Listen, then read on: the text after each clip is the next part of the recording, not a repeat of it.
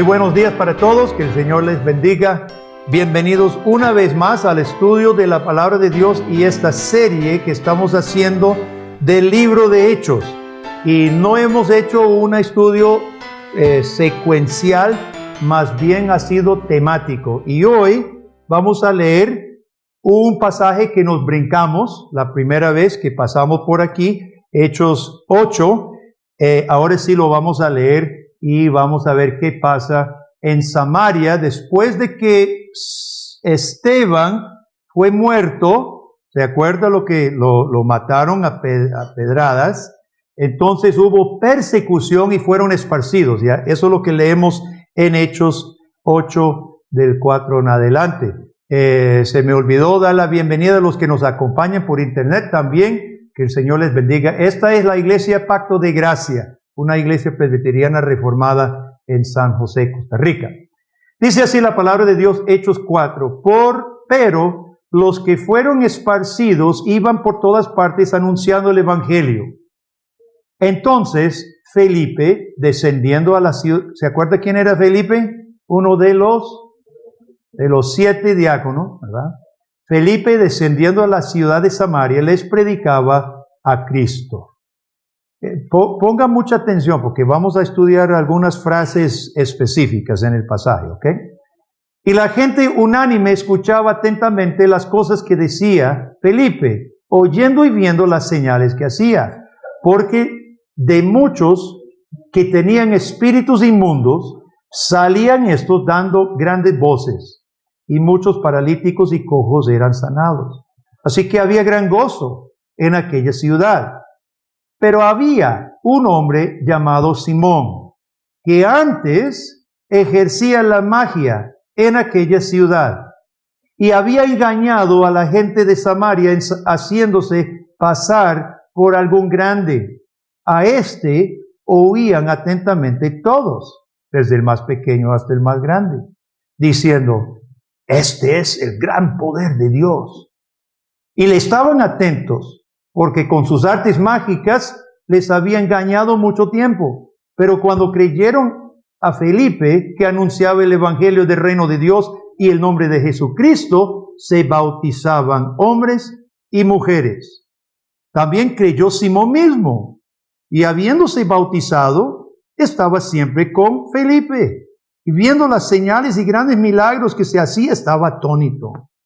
Cuando los apóstoles que estaban en Jerusalén oyeron que Samaria había recibido la palabra de Dios, enviaron allá a Pedro y a Juan, los cuales, habiendo venido, oraron por ellos para que recibiesen el Espíritu Santo, porque aún no había descendido sobre ninguno de ellos, sino solamente habían sido bautizados en el nombre de Jesús. Entonces les imponían las manos y recibían el Espíritu Santo. Cuando vio Simón que por las imposiciones de la mano de los apóstoles se daba el Espíritu Santo, les ofreció dinero, diciendo, dadme también a mí este poder, para que cualquiera que yo impusiera las manos reciba el Espíritu Santo.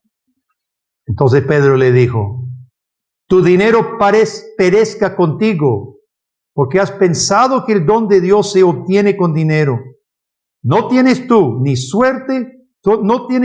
parte ni suerte en este asunto, porque tu corazón no es recto delante de Dios. Arrepiéntete pues de esta tu maldad y ruega a Dios si quizá te sea perdonado el pensamiento de tu corazón, porque en hiel de amargura y en prisión de maldad veo que estás. Respondiendo entonces Simón dijo, rogad vosotros por mí al Señor para que nada de esto que habéis dicho venga sobre mí. Y ellos, habiendo testificado y hablado la palabra de Dios, se volvieron a Jerusalén, y en muchas poblaciones de los samaritanos anunciaron el evangelio. Vamos a tocar el tema de cómo el evangelio se enfrenta con el ocultismo.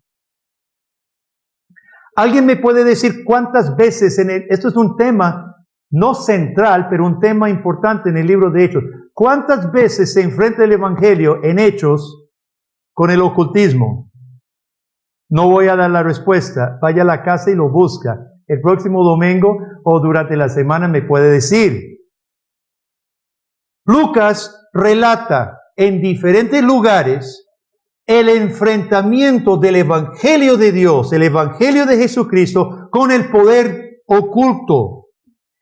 La magia, los brujos, los chamanes, el ocultismo ha sido parte de las culturas y religiones del hombre desde que desecharon a su Creador. ¿Dónde? En el Edén. Algunas religiones son abiertamente ocultistas. Tratan de manipular las fuerzas de la naturaleza por talismanes, por fórmulas, por magia, por hombres de poder, comunicarse con los muertos. Otras religiones no parecerían ser tan ocultistas. Por ejemplo, el budismo pareciera una filosofía, pero el mismo budismo niega el creador personal, deifica al hombre, que es parte de la esencia de lo oculto. Cuando se practica la meditación trascendental, ¿qué es lo que se procura? Saber que las distinciones no existen. La distinción entre Dios y usted no existe, usted es Dios. La distinción entre lo bueno y lo malo realmente no existe. Esa es la esencia de lo oculto. El budismo es ocultista también. Es interesante, algunos podrían decir, el ateísmo secular no es ocultista, pero el ateísmo secular no ha durado ni un siglo de toda la historia humana. El ateísmo no ha podido aguantar ni un siglo de tiempo. La superstición es increíble entre los ateos, supersticiones. Y la religión que más crece en Francia atea europea entre los blancos es el budismo. El ateísmo no funcionó, no pudo responder a ninguna necesidad. Ya casi no hay ateos, creen en algo. Y generalmente es budismo, hinduismo, nueva era. Lamentablemente estas mismas cosas han entrado a la iglesia evangélica. Me enseñaron, aparentemente el video es viejo, pero me enseñaron un video donde Cash Luna arroja una Biblia en el piso y dice, hay una línea de poder que nadie puede cruzar. Y un tontico que él dice que pase, pasa. Más bien le falla la gran línea de poder, no muere, porque eso es lo que decía, nadie puede pasar la línea de poder. ¿Qué son estas cosas? Hasta en el seno de la iglesia practicando estos chamanismos. ¿Cuál es la esencia de la magia y el ocultismo? ¿Qué es lo que procura? Conocimiento para tener poder. ¿Qué fue lo que Satanás le ofreció? Serán abiertos sus ojos. Y seréis como Dios. Conocimiento ocultista, esotérico, que solo el chamán sabe para obtener poder y casi siempre termina en dinero o beneficio personal. Simón el mago quería poder y creía que el asunto se trataba de dinero. Así de sencillo. Hablemos de Simón el mago, el engañador. Él se hacía pasar por el poder grande. Versículo 9 y versículo 10, ambos versículos hablan de se hacía pasar por algún grande. Y versículo 10 dice, la gente decía, este es el gran poder de Dios. Y en el original dice, este es el poder de Dios el grande. He dunamis, he megale. El poder, el poderoso de Dios, el grande. Posteriormente se escribieron documentos de los gnósticos. Y en los documentos de Nag Hammadi, de un par de siglos posterior, se habla del concepto del gran poder en mayúscula, el gran poder. Y los gnósticos creían que manejaba el gran poder esotérico. Y el conocimiento gnóstico daba poder de manipular al mundo, manipular a las personas, manipular la vida para beneficio del iluminado. Simón hacía sus artes mágicas ante la gente y la dejaba atónita. Le decía el gran poder. No podemos descartar poder demoníaco que manejaba Simón. No podemos descartarlo. Había espíritus inmundos en Samaria a montones. Es obvio que Satanás dominaba las vidas de muchas personas. Y no es ningún problema para nosotros reconocer que el chamán, sobre todo, tuviera una unción, si se quiere llamar, especial del maligno. En versículos 10 y 11, ¿qué dice que la gente hacía? ¿Qué hacía la gente? Le escuchaba atentamente. Todos, desde pequeños a grandes, recuerde eso. Sin embargo, hermanos, Lucas nos dice que todo era vano. Versículo 11. Y estaban atónitos porque con sus artes mágicas, ¿qué hacía? Les había, ¿qué? Engañado mucho tiempo. La Biblia de Américas utiliza la palabra los había asombrado durante mucho tiempo. Vamos a utilizar, yo no uso siempre hebreo y griego en los sermones, ¿verdad? Pero como tenemos alumnos que les interesa, el término que se usa es ex histemi, que histemi es pararse firme, ex es sacarlo de donde está parado. El término puede significar asombrarlo, sacarlo donde está parado, pero como usted está sacado de donde estaba en su pensamiento, puede significar volverlo loco o engañar. La Reina Valera escoge el término engañar. La Biblia de las Américas dice asombrar. Para mí las dos cosas calzan. Estaban asombrados, sacados fuera de sí, engañados, porque lo que él hacía no concordaba con ahorita vamos a ver, con una cosa positiva. Versículo 7 dice que había muchos que tenían espíritu de inmundicia, de espíritu demoníaco. Pero el trabajo específico de los magos en el tiempo de Simón era precisamente liberar a las personas de posesión demoníaca. Entonces, ¿cómo es? El gran poder divino, el gran poder de Dios, Simón Mago, no había liberado a nadie. Los chamanes sanaban y había montones de paralíticos y cojos. No, Simón Mago asombraba, pero no componía. Simón Mago engañaba y cobraba. Sabemos que cobraba porque cuando vio a Pedro y Felipe, los demás, le ofrece plata, y cuando usted ofrece plata y usted espera recuperar su inversión, es obvio que Simón Mago cobraba sus servicios. Por eso está dispuesto a pagar, porque él quiere hacer lo mismo para luego cobrar lo mismo. Hermanos, en la ciudad de Samaria, tristemente había muchas personas desesperadas, dispuestas a pagarle dinero a este fraude. Pero no vayamos tan lejos. ¿Cuántos hoy se sienten la misma desesperación? ¿Cuántos hoy están dispuestas a pagar para que ojalá les ayuden? Nosotros no estamos viendo nada nuevo en Samaria, hermano. Las personas toda la vida buscan quien les ayude, quien les dé tranquilidad, quien los salve, quien los sane. Entra el Evangelio a Samaria y cambian las cosas.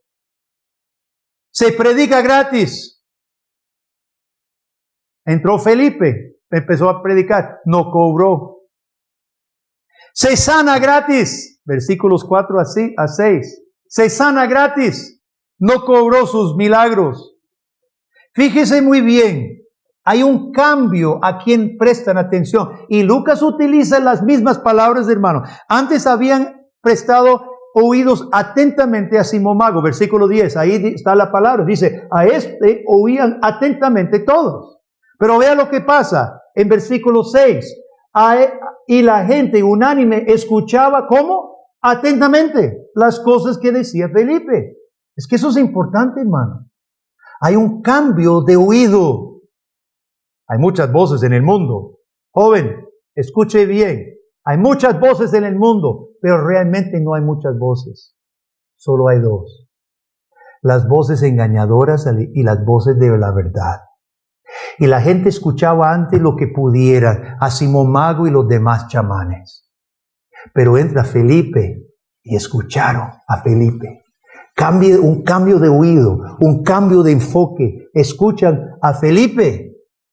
Y los resultados fueron diferentes. Con Simón el mago había seguido habiendo espíritu inmundo a montones, paralíticos y cojos. La gente solamente era más pobre, nada más, porque pagaba servicios que no servían. Pero cuando entra el Evangelio de Jesucristo, versículo 8, ve el resultado. ¿Cuál fue? Gran gozo. Qué lindo. Gran gozo. ¿Cómo no iba a haber gozo, hermano? ¿Cómo no iba a haber gran gozo? Recibían perdón de sus pecados en Cristo. ¿Cómo no iba a haber gran gozo? Entraban en el reino de Dios, versículo 12. Felipe predicaba el Evangelio de Dios, el Evangelio del reino de Dios en el nombre de Jesucristo. Ellos dejaban atrás el reino de Satanás y entraban en el reino de Dios. Se bautizaban, la última parte del versículo 12, se bautizaban hombres y mujeres. Formaban parte de una comunidad que se llama la iglesia. Y eran sanados, versículo 7, un montón de gente eran sanada. Y a nadie se le cobró. ¿Cómo no iba a haber gozo? Ese es el Evangelio, hermano. Ese es el Evangelio que nosotros hemos recibido. En que nosotros nos gloriamos. Ahora aquí tenemos los elementos básicos del Evangelio. El Evangelio no es complicado, hermano. Lo que nosotros tenemos que llevar de aquí afuera no es una cosa complicada. Dice el versículo 4 que Felipe llegó predicando el Evangelio. El Evangelio son buenas nuevas. Felipe no tenía vergüenza de las buenas nuevas. ¿Y en qué consistían las buenas nuevas? Versículo 5. Consistía en Cristo. Él predicaba a Cristo. Son paralelos. Predicaba el Evangelio, predicaba a Cristo. Es la misma cosa. En versículo 12 dice que predicaba el Evangelio de Dios en el nombre de Cristo. Predicaba el reino. Las buenas nuevas solo se encuentran en Cristo. Es aquí que entramos del reino de Dios. Llegamos a ser ciudadanos de un nuevo reino, dejando atrás ese reino de las tinieblas. Y se bautizaban, el bautismo siendo la señal visible que usted ha salido de aquel reino. Ha entrado a un nuevo reino. Y la iglesia es la comunidad visible del reino de Dios. Simón el ocultista. Simón el chamán. Simón el gran poder. No trajo nada bueno a Samaria. Solo engaño, asombro, vacío y saqueo de bolsillos. Hoy las diferentes versiones de lo oculto, el ocultismo, dejarán los mismos resultados vanos. El yoga. Que el yoga ayuda a bajar la presión de sangre. De ahí sentado haciendo nada, ¿cómo no se le va a bajar la presión de sangre? Pero el yoga no le va a hacer nada imaginándose de que usted no existe. El yoga no va a componer ninguna vida, mi hermano. Feng Shui. No sé si ha estudiado un poco de arquitectura. Feng Shui chino, filosofía china. Feng Shui se basa en las ondas de energía. Las cosas de Feng Shui, algunas cosas son muy buenas, espacios y luz y aire. A mí me gusta eso, que mi casa sea espaciosa y fresca. Pero se basa en la idea de que hay ondas de energía que usted no puede estorbar para que usted se sienta bien. Pagan caro para que los arquitectos que manejen Feng Shui les diseñen sus casas. Brujos y chamanes de los más vulgares hasta otros sofisticados en la radio prometiendo que por esta poción y por si usted pasa por su oficina a recoger un champú le va a componer todos sus males. Grandes negocios se hace. Simón Mago no fue el primero de hacer negocio. Todas las aceites esenciales esencia, cuáles esenciales de las fuerzas, de las energías del universo. Para no hablar de los pastores falsos que andan vendiendo sus pañuelos y sus aceites y sus aguas benditas. No descartemos a los políticos. Hillary Clinton durante muchos años, no sé si todavía tenía su canalizadora que la ponía en contacto con Eleanor Roosevelt, pidiendo consejos a los muertos. Y tenemos nuestro Rolando Araya aquí en Costa Rica, sofisticado, diciendo que el problema de Costa Rica es espiritual. Bueno, no sabe que él tiene razón, pero no es el espiritual que él promueve, que es el budismo. La salvación no se vende, se recibe por gracia y se comparte por gracia. Simón entró a la iglesia, pero Simón aparentemente, no sabemos a ciencia cierta, pero con la condena de Pedro aparentemente no se había convertido. Si era convertido estaba muy mal.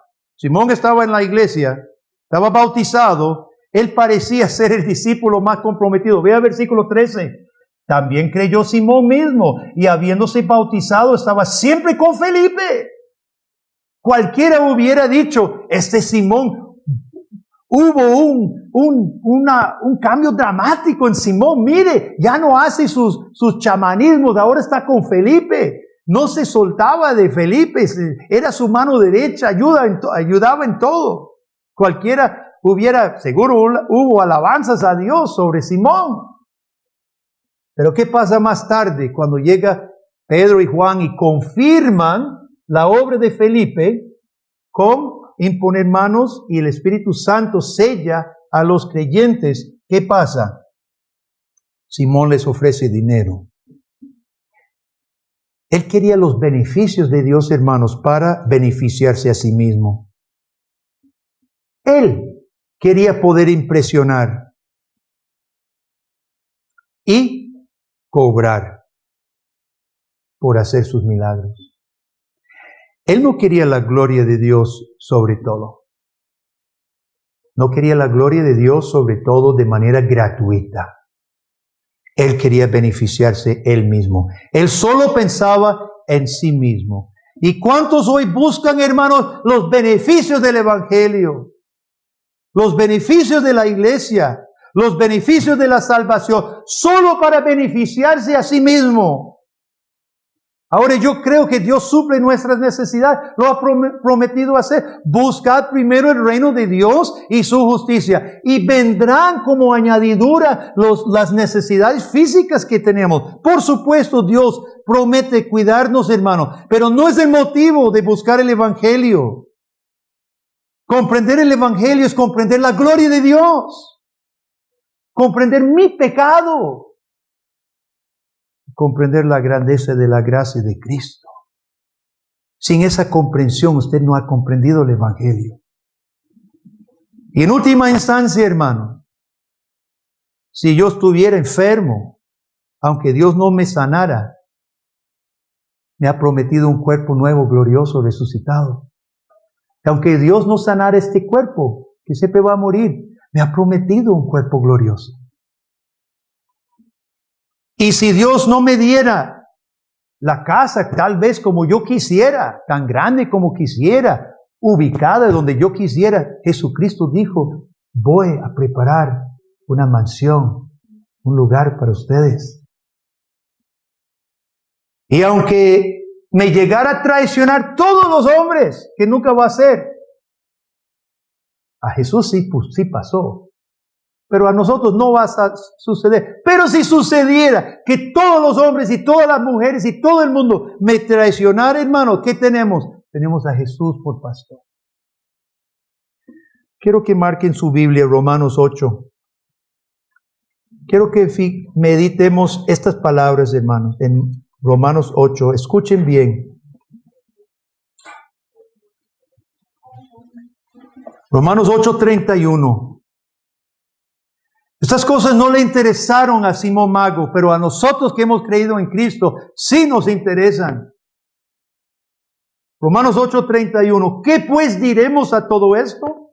Si Dios es por nosotros, ¿quién contra nosotros? El que no escatimó ni a su propio Hijo, sino que lo entregó por todos nosotros, ¿cómo no nos dará también con él todas las cosas? ¿Quién acusará a los escogidos de Dios? Dios es el que justifica. ¿Quién es el que condenará?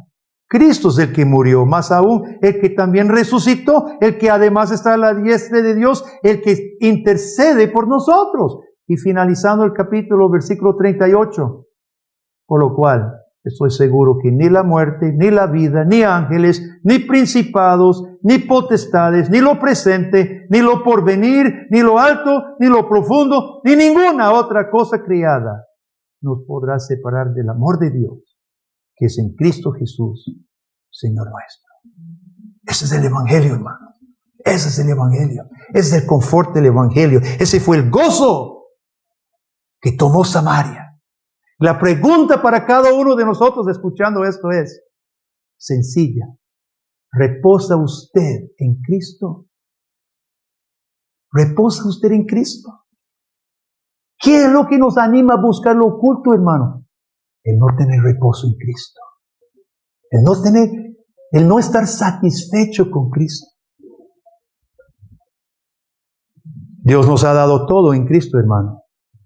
Nos ha dado todo lo que tiene para nosotros en Cristo. El llamado del Evangelio para nosotros es que reposemos en Cristo. Estemos satisfechos en Cristo. Estemos llenos en Cristo. Celebremos como Samaria celebró. Hubo gran gozo en la ciudad. Aleluya. Aquí como puede haber en su vida y puede haber en esta iglesia, si Cristo es nuestro todo. Hay un mensaje a los que quieren convertir el Evangelio en magia. En versículo 22, volviendo a Hechos capítulo 8, Pedro dice que él ve que Simón Mago, dice versículo 30 y 23, en hiel de amargura y en prisión de maldad veo que estás. Arrepiéntete pues de esta tu maldad. Pedro habla duro a Simón Mago.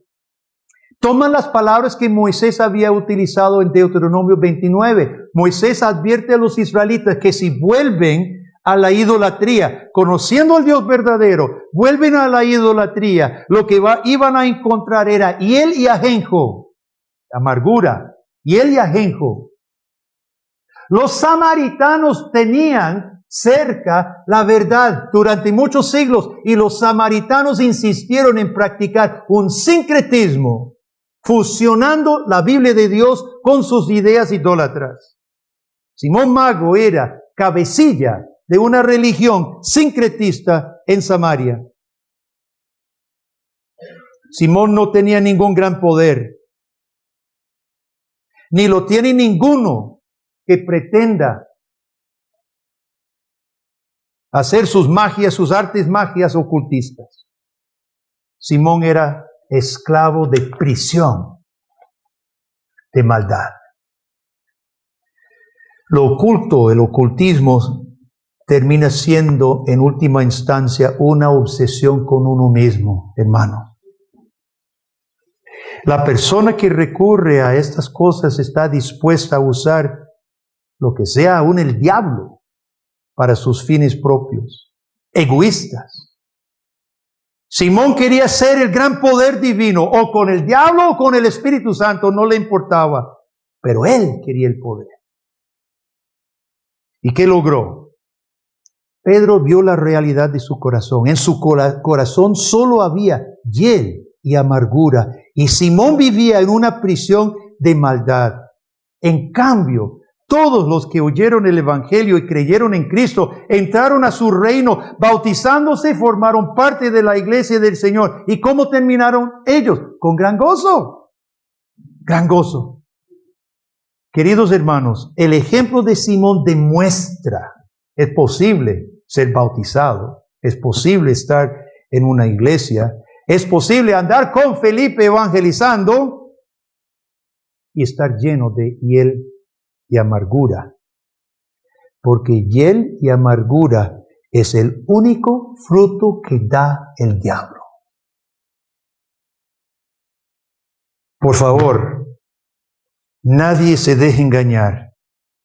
creyendo que vas a encontrar conocimiento, poder, satisfacción, siguiendo a los engaños del maligno. Jesucristo es el Salvador enviado del Padre, para que salgamos del reino de la oscuridad, de esclavitud, de tristeza,